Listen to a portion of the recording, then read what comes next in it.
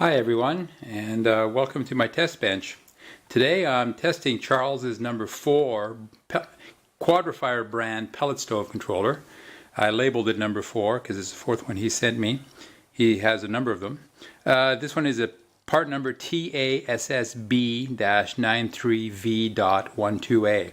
Charles sent me this one because the card edge connector had some physical damage on it and the auger would not drive.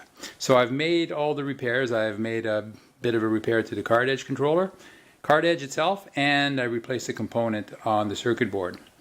I will say that I've noted on the controller that the green light on the back comes on at about 220 degrees Fahrenheit, and the red light on the back comes on at about 1200 degrees Fahrenheit, 1250.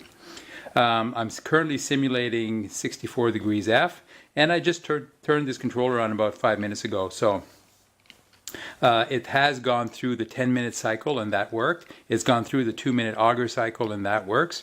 I've checked a couple of other things that I normally do, such as the element turning off, and we can see I've got an igniter or element simulator here. I've got the combustion fan on here, and I've got the auger motor simulator, which is marked in yellow.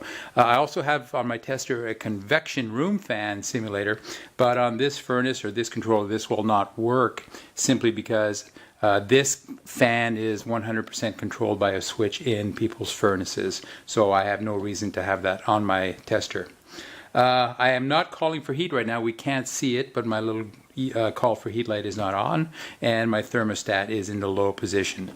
So it's been on. If I go ahead and turn on the thermostat and call for heat, I expect two lights to come on, the igniter and the auger motor. So let's go ahead and do that and see that happen.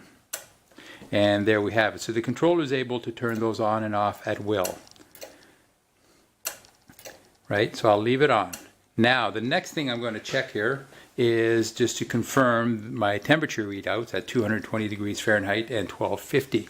And it's kind of hard to see, so bear with me as I try to make this happen for you. I'm going to move the camera up or get closer to the camera, and I'm going to crank on the temperature a little bit. We're at 160. There we go, 218. I don't know if you can see the light in the video.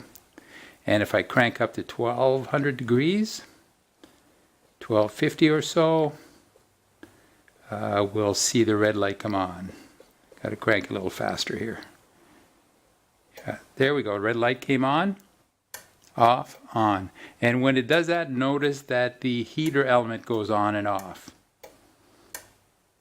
So I'll leave it on. So that's pretty well all the checks that I can do here. Everything is functioning correctly. It's a nice thing to see it happen.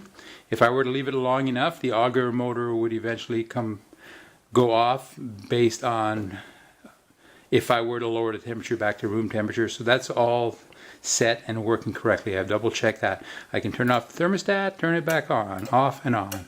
So that is all nicely working. I'm pretty happy with that. So Charles, controller number 4 is fully functional. I have it all repaired for you.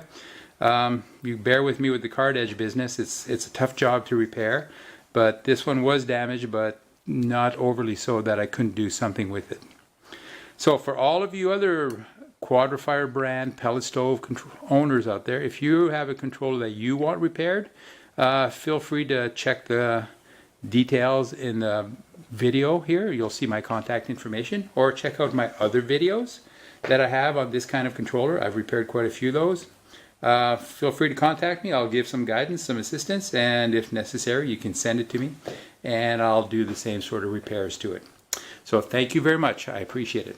By the way, if you like this video, please give it a thumbs up on YouTube and subscribe to my channel. I would appreciate that.